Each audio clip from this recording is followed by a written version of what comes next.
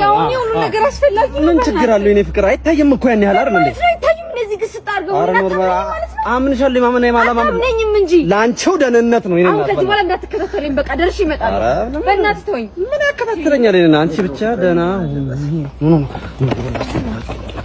አንድ የሚጠጋት ሰው ካለ ማለት ነው ከኋላ ሄደ ማጅራቱን ነክሰን መግደል ነው።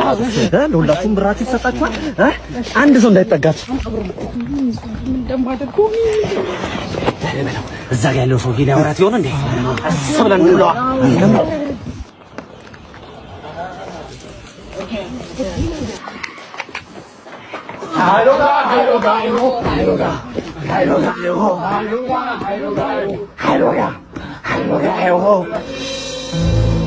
እቴ ግንብ ጥብስ።